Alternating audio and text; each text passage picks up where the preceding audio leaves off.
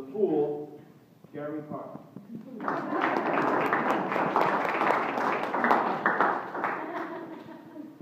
Everybody plays the fool.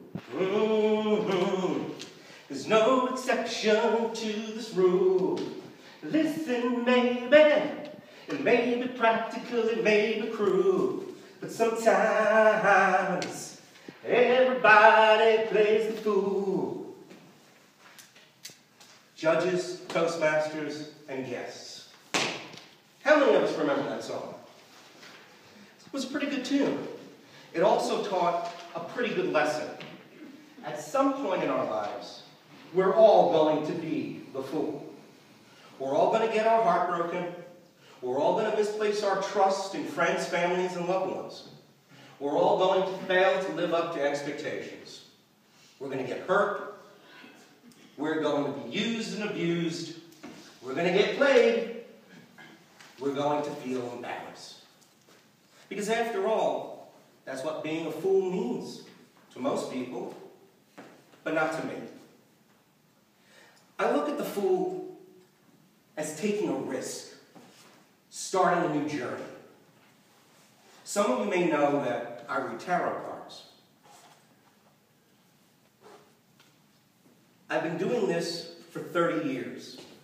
I've been studying the art and imagery of a tarot deck to learn the individual symbols of each card, their meaning and their archetypes. Do you know what the first card in every tarot deck is? The Fool. Without him, we ain't going nowhere. The Fool is the one that interacts with all the other cards in a tarot deck, learns the lessons from their archetypes. There's even a name for it. It's called the Fool's Journey. And it represents all of our journeys, the human experience. It represents the time we go from ignorance to wisdom, from not knowing what we're doing to mastery. And it's a trip that we all have to take. And our fool does look like he's ready to take a trip. He's got his little sack.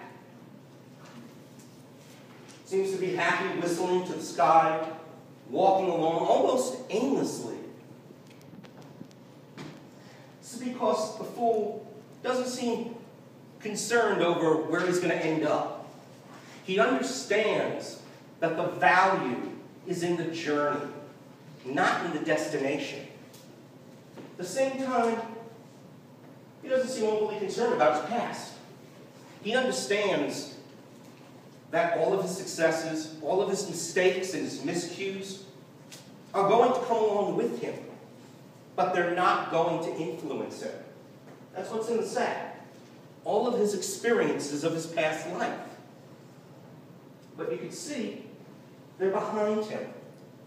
They don't influence where he's going. He understands that there is no such thing as failure. That everything we have, all our experiences are just there for us to learn from and to grow. Thomas Edison took over 5 years and 10,000 attempts to create the electric light bulb. A reporter once asked him how he kept going after so many years of failure. Edison told the reporter, "I didn't fail. I just found 9,999 ways it didn't work." Every day, I see people who are afraid to take the risk.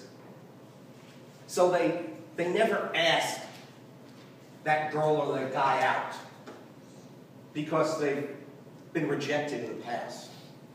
They never try to start that business because they see their friends or their neighbors and they've lost everything trying to start a business.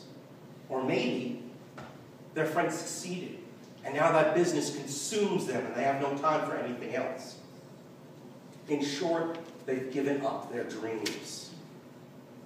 A couple of years ago, after I had been downsized from my third or fourth company as many years, I decided to start my own business.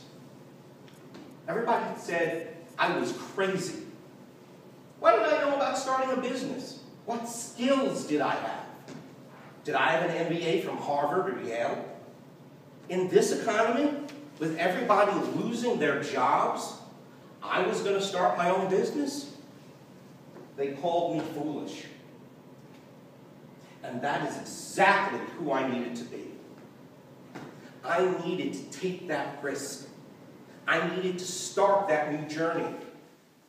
I needed to get myself out there. Life begins at the end of your comfort zone, so you have to take chances. That's where the magic happens. Now I know many of you are still looking at our fool and you're saying, he's walking off the cliff. And that's exactly right. He is. This represents the risk and the unknown. It represents taking a chance, starting that new journey. And I believe one thing,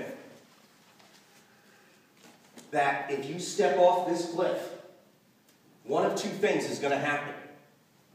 Either more cliff is going to magically appear under your feet, or you will learn to fly. Thank you.